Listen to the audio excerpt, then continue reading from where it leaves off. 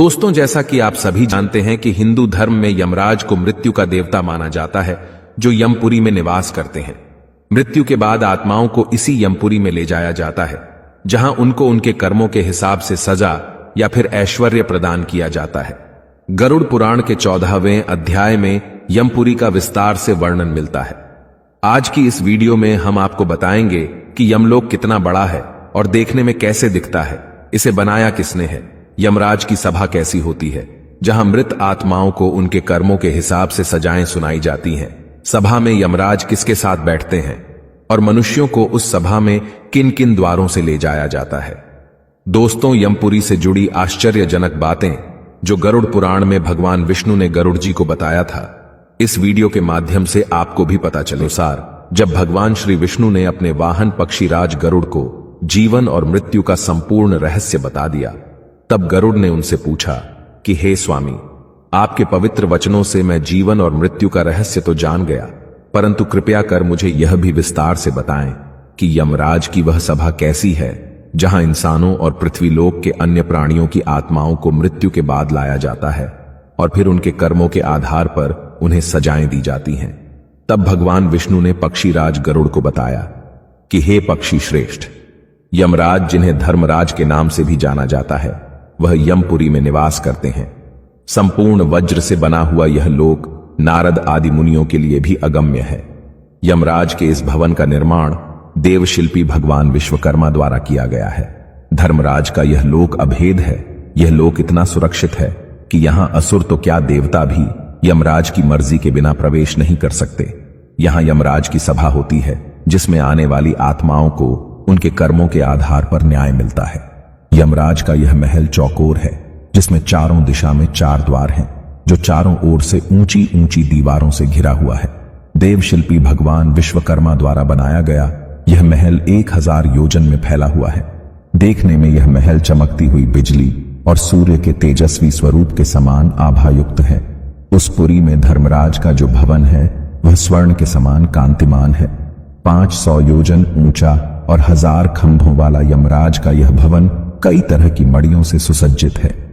सैकड़ों घंटों की ध्वनियां उस भवन में हमेशा गूंजती रहती हैं। यहां पर शीतल मंद वायु बहती रहती है, जिनके बीच अनेक प्रकार के उत्सव होते हैं। यमराज की सभा बहुत विशेष है। यह 100 योजन तक फैली है, इच्छा स्वरूप आकार बदल लेने वाली तथा देवलोक एवं मृत्युलोक के सभी रसों से परिपूर्ण है। वहां ना अधिक ठंडी है, ना अधिक गर्मी। वहां ना किसी को भूख प्यास लगती है और ना ही किसी प्रकार का दुख होता है। धर्मराज की सभा में धर्म की प्रवृत्ति होती है। न वहां पक्षपात होता है और ना ही वहां झूठ बोला जाता है। लेकिन पापी मनुष्य जो दक्षिण द्वार से यमपुरी में ले जाए जाते हैं, इस सभा को देख नहीं पाते, जबकि जो मनुष्य अन्य तीनों दिशाओं से यमपुरी में लाए जाते हैं, इस सभा को देख पाते हैं। यमराज की सेवा में लगे दूतों को यमदूत कहा जाता है। यमलोक के द्वारपाल को धर्मध्वज कहा जाता है। यहां महंड और कालपुरुष नाम के 2 प्रमुख रक्षक हैं। यमलोक में मृत आत्माओं के प्रवेश के लिए 4 द्वार बनाए गए हैं। मृत्यु के बाद आत्मा को यमदूत मृतक के कर्मों के अनुसार उचित द्वार से प्रवेश कराते हैं। सात्विक विचारों वाले माता पिता और गुरुजनों का आदर करने वाले सत्यवादी लोगों को पूर्व के दरवाजे से प्रवेश मिलता है। वहीं साधु संतों को उत्तर के द्वार से प्रवेश मिलता है और दान पुण्य करने वाले व्यक्तियों को पश्चिम द्वार से प्रवेश मिलता है, जबकि दक्षिण द्वार से पापियों को प्रवेश मिलता है। उत्तरी द्वार से जो भी आत्मा यमलोक में प्रवेश करती है, उसे किसी भी तरह के कष्टों का सामना नहीं करना पड़ता। अर्थात इस द्वार से प्रवेश का अर्थ है कि उस आत्मा को सीधे स्वर्ग में स्थान मिल जाता है। इतना ही नहीं, इस द्वार से प्रवेश करने वालों का स्वागत स्वयं अप्सराएं करती हैं।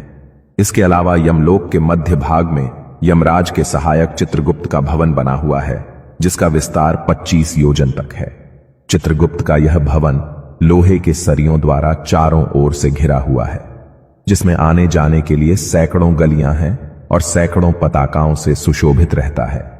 सैकड़ों दीपक इस भवन में प्रचलित रहते हैं। इतना ही नहीं, चित्रगुप्त के इस भवन को सुंदरतम चित्रों से सजाया गया है। इस भवन में मणियों से निर्मित एक दिव्य आसन है, जिसके ऊपर बैठकर चित्रगुप्त मनुष्यों तथा अन्य प्राणियों की आयु गणना करते हैं। साथ ही कोई भी प्राणी जो कर्म करता है, वह सब कुछ चित्रगुप्त लिखते हैं। चित्रगुप्त के अलावा यमराज की सभा में कई चंद्रवंशी और सूर्यवंशी राजा होते हैं जो सलाहकार की भूमिका निभाते हैं। इनकी सलाह पर ही यमराज सजा का निर्धारण करते हैं और मृत्यु के बाद जब मृत आत्मा को यमलोक लाया जाता है तो पृथ्वी लोक की तरह ही यहां भी सभा का आयोजन किया जाता है, परंतु यहां किसी तरह का भेदभाव नहीं किया जाता। मृत आत्मा को यमराज की सभा में पहुंचते ही चित्रगुप्त एक एक कर उसके कर्मों के बारे में सभा में पढ़कर सुनाते हैं। फिर यमराज अपनी सभी सभा सांसदों से मंत्रणा करने के बाद उस आत्मा के लिए दंड का निर्धारण करते हैं, जिसके बाद आत्मा को दंड भुगतने के लिए नर्क में भेज दिया जाता है। और अगर कोई आत्मा अपने जीवन काल में पाप से अधिक पुण्य अर्जित किए होती है तो उसे स्वयं यमराज स्वर्ग लोक के प्रवेश द्वार तक छोड़ने आते हैं। लेकिन दोस्तों, मृत्यु के पश्चात जब आत्मा को यमलोक ले जाया जाता है तो उन्हें अपने कर्मों के हिसाब से मार्ग में भी कई तरह की यातनाओं का सामना करना पड़ता है, क्योंकि मृत्यु लोक से यमलोक तक का मार्ग बड़ा ही दुर्गम है। इस मार्ग में हमेशा अग्नि दहकती रहती है और जब कोई पापी आत्मा इस मार्ग से होकर गुजरती है तो उसका पांव जलने लगता है, जिसकी वजह से उसके पांव में छाले हो जाते हैं जो बड़ी ही पीड़ादायक होते हैं, जबकि पुण्यात्मा के लिए यही मार्ग शीतलता प्रदान करता है। इस मार्ग में वृक्षों की कोई छाया भी नहीं है जहां वे विश्राम कर सके। इतना ही नहीं, दुरात्मा के लिए उस मार्ग में अन्नादि की भी व्यवस्था नहीं है जिससे वह अपने प्राणों की रक्षा कर सके। इस मार्ग में जल होते हुए भी पापी आत्मा को जल दिखाई नहीं देता जिससे वह अपनी प्यास बुझा सके, जबकि पुण्य आत्मा को इस मार्ग में वह सब कुछ मिलता है जो उसने जीवित रहते हुए दान किया था। इसीलिए हिंदू धर्म में कहा गया है कि मनुष्य को चाहिए कि वह अधिक से अधिक वस्तुओं का दान करे ताकि उसे मृत्यु के पश्चात किसी भी तरह की तकलीफों का सामना न करना पड़े, क्योंकि मृत्यु के पश्चात मनुष्यों के साथ वही जाता है जो उसने अपने जीवन काल में पाप